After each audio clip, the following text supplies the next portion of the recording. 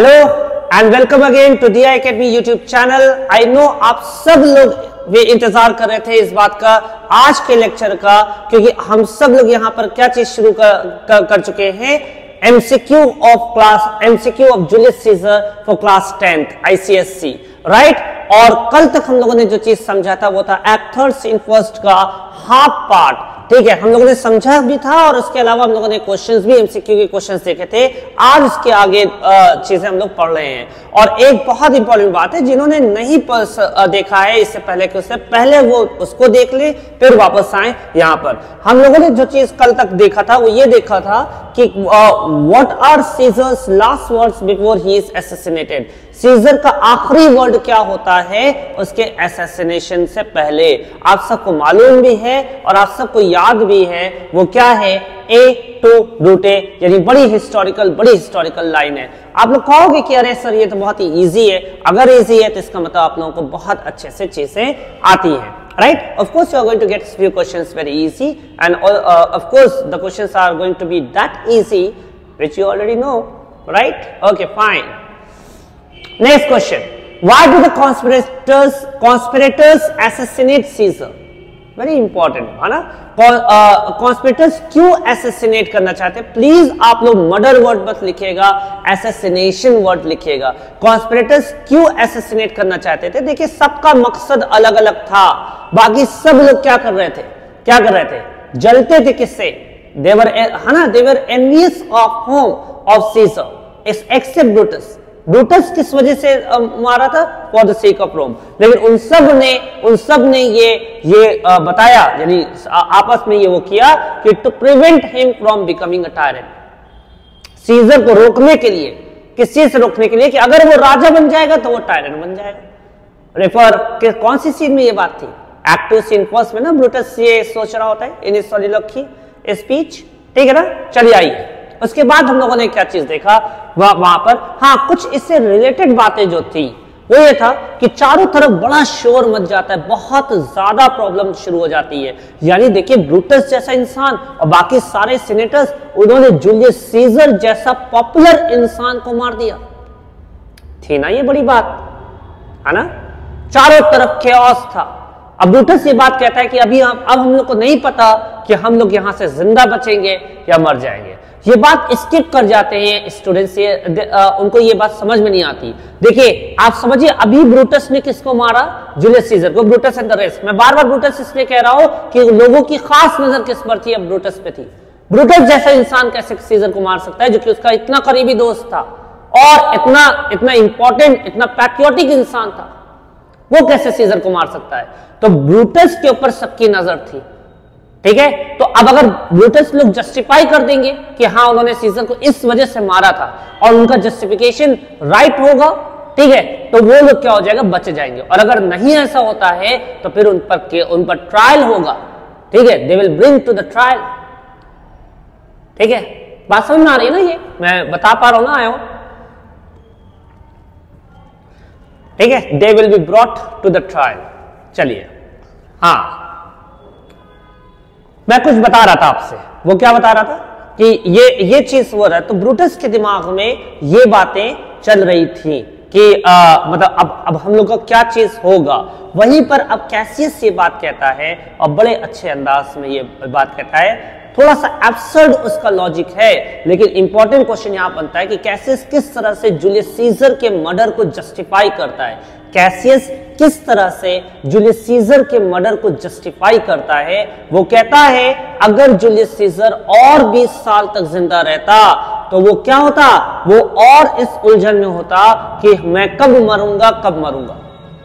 बड़ा absurd logic है ना। आप किसी दोस्त को अपने यूं ही मार दे, करिएगा मत ऐसे, ठीक है, कि हाँ, कि अगर जिंदा रहोगे तो बस मौत का खतरा रहेगा आपको, कब मर जाए, इसलिए मैंने पहले ही मार दिया।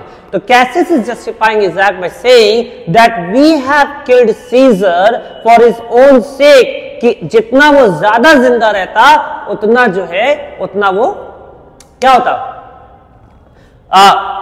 परेशान रहता। एक वर्ड आता है पर्डिशन, है ना? उसमें पर्डिशन में होता किस चीज में, कि वो जो है क्या होगा, उसको परेशानी होगी कि इस बात पे कि अब मरूंगा तब, वही सोच में रहता कि अब मरूंगा मैं तब मरूंगा। तो इसलिए हम लोगों ने क्या किया, उससे कट ऑफ कर दिया, उसको परेशानियों से आजाद कर दिया। ठीक है, तो ये कैसे इसका वो होता है। इसके अलावा अब दूसरे स्टेप में ब्रूटस ये बात कहता है कि चलो हम सब लोग अपने हाथ को अपने उसको कपड़े पे क्या कर दे, जूलियस सीजर के ब्लड से स्मेयर कर दे और अपने तलवार को भी खून से वो डैगर जो उन्होंने लिया हुआ था, और फिर हम लोग पब्लिक प्लेस पर निकलते हैं ये बताने के लिए कि टायरनी इज डेड। यानी हमने किसको खत्म किया है, हमने क्रूरता को खत्म किया है, हमने टायरनी को खत्म किया है। Right, are you getting this one? Perfect, okay fine. चलिए, तो मैं अब इसके बाद और क्या चीज है, आइए इधर देखते हैं कुछ क्वेश्चन को। How does the crowd initially react to Brutus justification for Caesar's assassination? ठीक है, क्राउड किस तरह से जो है रिएक्ट करता है इनिशियली, लेकिन ये बात का क्वेश्चन है, इससे पहले की कुछ चीजें आपको बहुत इंपॉर्टेंट है जानना। वो क्या है, किसका मैसेंजर आता है फौरन से। मैंने कल भी आपको ये बताया था कि यहाँ पे क्वेश्चन, जाहिर है बहुत सारे क्वेश्चंस लेकर के आना ये पॉसिबल नहीं था, तो मैंने कुछ क्वेश्चंस को यहाँ पे रखा हुआ है, लेकिन और जो मेन पार्ट है सीन में उसको आप लोग मिस मत करिएगा। इसलिए please note down this question if you wish to, please note down this question. What is that कि who appears in the scene, whose messengers appear in the scene just after this act? Which act? The assassination of Julius Caesar. किसका messenger आता है? वो आता है Mark Antony का messenger. किसका messenger तक की? मार्क एंटनी का। I hope Ayush and everyone is listening over here, right? हाँ, वो तो वो होता है, डोंट वरी अबाउट इट। किसका वो है? मार्क एंटनी का मैसेंजर आता है। With what message? क्या मैसेज लेकर के? कि Mark Antony wants to come to the senate house and have a good relation with Brutus and the rest. He wants to come to the Senate House, और वो एक अच्छा relation रखना चाहता है किसके साथ? किसके साथ? ब्रूटस एंड द रेस्ट के साथ। बल्कि वो इंस्ट्रक्ट करता है मार्क एंटनी अपने मैसेंजर को कि वो तारीफ के वर्ड्स यूज करे और बताए ब्रूटस को कि वो जितना मोहब्बत सीजर से करता है उतना ही मोहब्बत ब्रूटस से भी करता है, कुछ इसी तरह से वर्ड्स के साथ। ठीक है, इसको चेक कर लीजिएगा बुक में एग्जैक्ट वर्ड्स क्या है इससे रिलेटेड। तो बहरहाल ठीक है, लेकिन बस कंडीशन, यानी मेन बात उसमें क्या थी कि मार्क एंटनी, किसका मैसेंजर आ रहा है? मार्क एंटनी का। मार्क एंटनी का मैसेंजर आ रहा है किस मैसेज के साथ? कि Mark Antony wants to come where? To the senate house. लेकिन प्रोवाइडेड, कंडीशन क्या है? कंडीशन ये है कि वो जब आए और वापस जाना चाहे तो अनहार्म्ड हो, उसे कोई नुकसान न पहुंचे, एक चीज। और दूसरी चीज क्या थी कि Brutus and the rest they should convince him, they should give a proper justification about Caesar's murder या असैसिनेशन। मैं बता पा रहा हूं ना अपनी बात को? आई होप मतलब ये समझ पा रहे ना कि मार्क एंटनी आया, नहीं आया अभी, मैसेंजर आया, राइट? मैसेंजर आया और ये कह रहा है कि मेरा मास्टर आना चाहता है। मेरा मास्टर कौन है? मार्क एंटनी है, ठीक है, और यहां आप लोग के साथ अच्छे रिलेशन रखना चाहता है, ठीक है। लेकिन ये दो कंडीशन है। What was those two condition? एक कंडीशन ये थी कि ही शुड बी अनहार्म्ड, उसे नुकसान न पहुंचे, और दूसरी चीज क्या थी कि वो जो है क्या न करे, उस ब्रूटस और सारे लोग उसे जस्टिफाई कर दे, उसे जस्टिफिकेशन दे दे कि उन लोगों ने क्यों मारा सीजर को। अब देखिए, ब्रूटस के दिल में तो कोई बात नहीं थी ना मार्क एंटनी को लेकर के। ब्रूटस तो अपने आप को सैक्रिफाइसर मानता था और अपने टीम को भी, वो कोई बुचर तो नहीं मानता था। ये मैं वो वर्ड यूज कर रहा हूं जो एक्ट टू सीन फर्स्ट में आप लोगों ने पढ़ा होगा ना। तो ब्रूटस कहता है उनको, उसको लेके आओ mark Antony will be safe, ठीक है। विल और वुड में बहुत अच्छा फर्क वो करिएगा। मैं बार बार विल यूज कर रहा हूं, लेकिन आप ये याद रखिएगा कि आपने आंसर में क्या होता है ना, वुड यूज करना होता है, ये याद रखिएगा। अच्छा, अब दूसरी बात क्या है, मैं इन क्वेश्चंस पर आ रहा हूं बहरहाल वापस से, लेकिन अभी कुछ चीजें और भी सुनते रहिए। वो क्या है? वो ये है कि अब जब मार्क एंटनी वहां पर आता है तो उसका रिएक्शन क्या होता है? वो जब सीजर को देखता है तो सीजर को एड्रेस करता है। सीजर को क्या करता है? एड्रेस करता है। अब सीजर तो मर चुका है ना।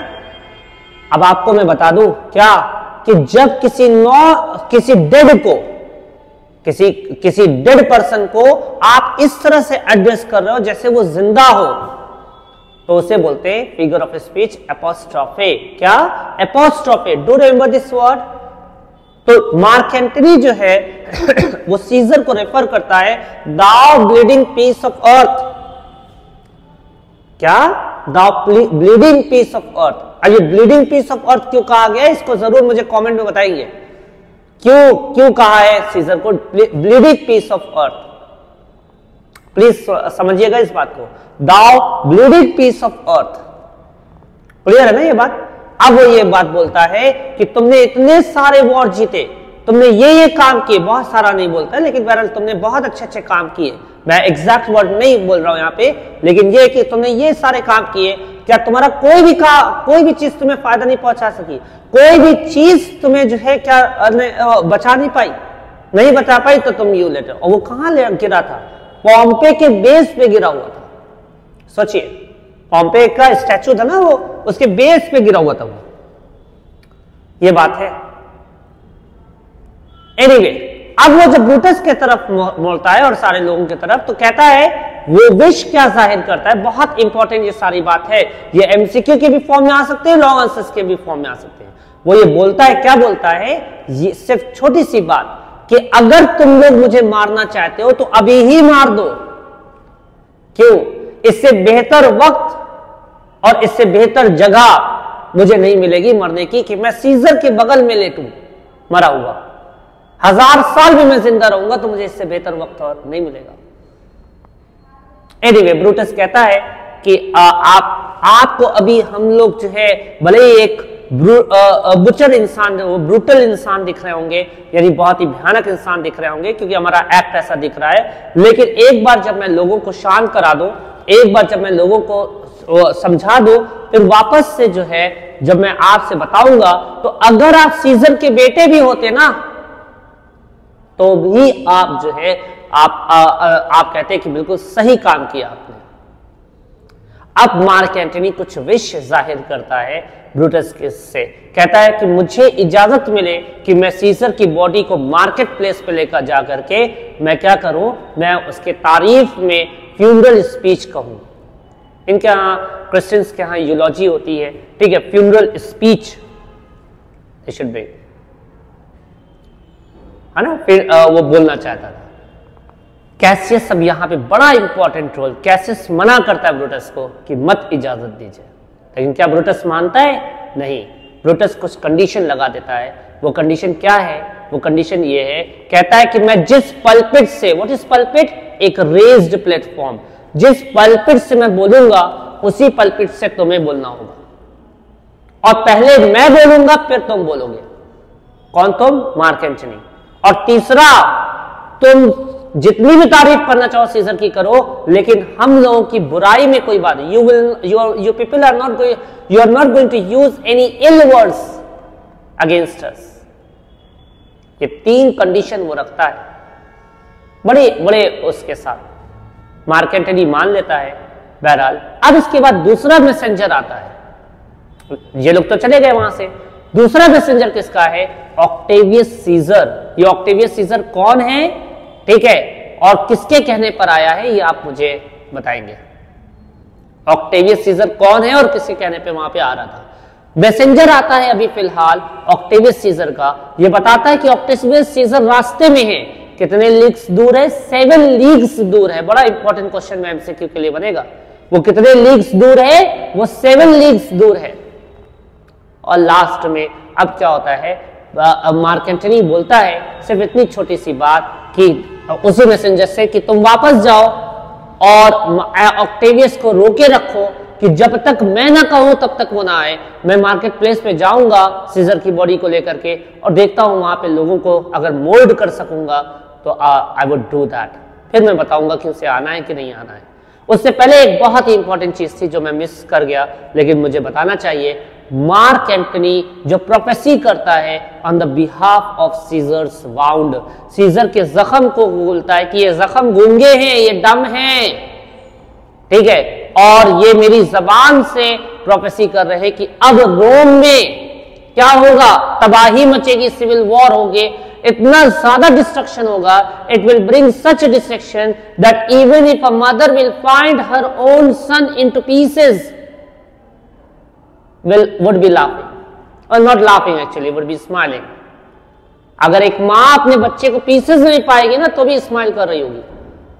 इतना ज्यादा डिस्ट्रक्शन होगा रोम में, और रोम डिवाइड हो जाएगा, और सीजर की आत्मा जो है वो गॉडेस 8 के साथ, यानी गॉडेस ऑफ रिवेंज जो है गॉडेस 8, उसके साथ जो है वो घूम रहा होगा बदला लेने के लिए। ये थी prophecy, very very important, very very important for what, for act third scene first. अब मार्केट प्लेस पे क्या होगा, क्या एंटनी चेंज कर पाएगा कि नहीं कर पाएगा लोगों को, ठीक है। यानी अब एंटनी और ब्रूटस ये दो स्पीच बनेगी एक्ट थर्ड सीन सेकंड में। मैंने जब शुरुआत किया था तो मैं आपको ये बताना चाहता था, और उस वक्त भी बताया था कि मैं यहाँ पे एमसीक्यू को डील करते वक्त आपको बैकग्राउंड नॉलेज देता जरूर चलूंगा। ये सारे क्वेश्चन जो हैं अब जो आएंगे, ठीक है ना, यहाँ पर how does the crowd initially react to Brutus justification for Caesar assassination, ठीक है। और इसके अलावा और भी ये सारे क्वेश्चन जो हैं ये आगे वाले उसमें आपको बताया जाएगा। इसके आंसर्स वगैरह तो दिए रहते हैं, मैं आंसर्स यहाँ पे लिखा भी हुआ है, और इससे रिलेटेड और भी बातें होंगी। अब कोई चीज ऐसी है जो आप लोग को समझ में नहीं आई हो एक्ट थर्ड सीन फर्स्ट में, कल और आज के लेक्चर्स को मिला करके, प्लीज कमेंट में आप जरूर पूछिएगा, और बाकी शेयर करना मत भूलिए, ठीक है। Thank you, God bless you.